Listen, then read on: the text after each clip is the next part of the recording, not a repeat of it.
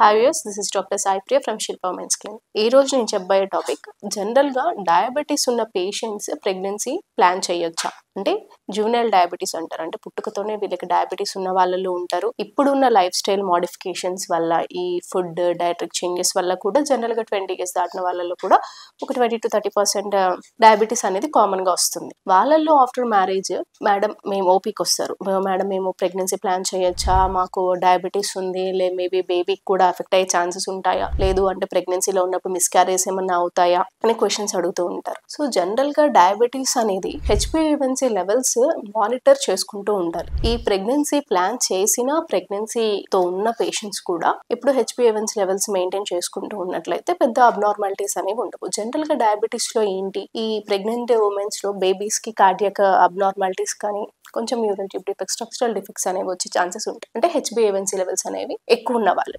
So మీరు pregnancy plan చేస్తున్నట్లయితే ఈ HbA1c లెవెల్స్ అనేవి 4 to 5 రేంజెస్ ఇన్ బిట్వీన్ మీరు మెయింటైన్ చేసుకుని ప్రెగ్నెన్సీ ప్లాన్ చేసుకున్నట్లయితే బేబీకి కార్డియాక్ ఎఫెక్ట్ అనేది, స్ట్రక్చరల్ అబ్నార్మాలిటీస్ అనేవి రాకుండా కొంచెం హెల్ప్ఫుల్ అవుతాయి.